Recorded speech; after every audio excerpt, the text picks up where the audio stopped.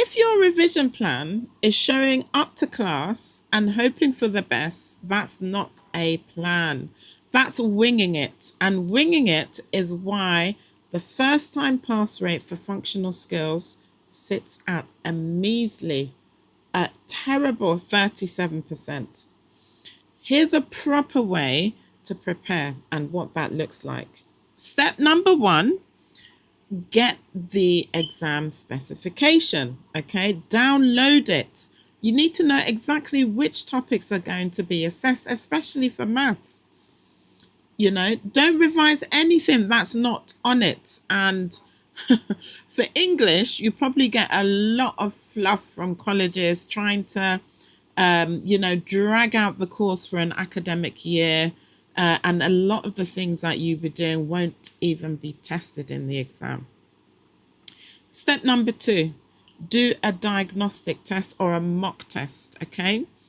And you can do this by just, going onto your exam board like Pearson, Highfield, City and Guilds, NCFE, and so on.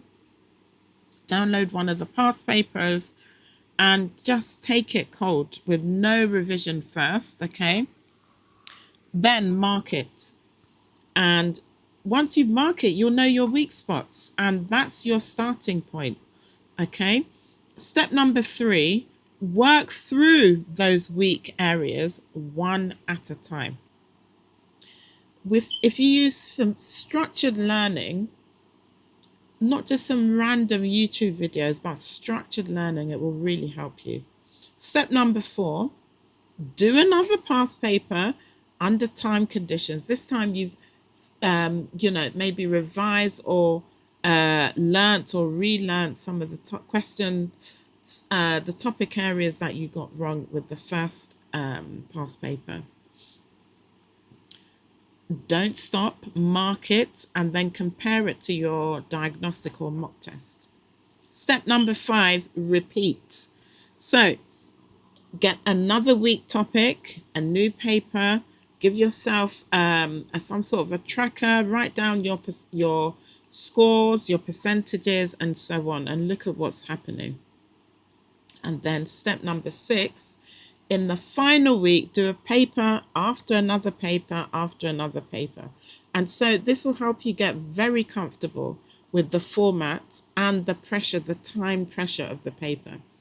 So at FunctifyLearning.co.uk, we build this exact process into our 10-week live courses. Topic by topic learning and revision, using past papers, and there are mock tests included.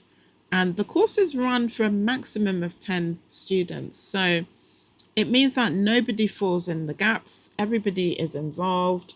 You get to ask your questions and it be answered, and so on. This is not complicated, by the way. Functional skills level 2 is not complicated. It's consistent.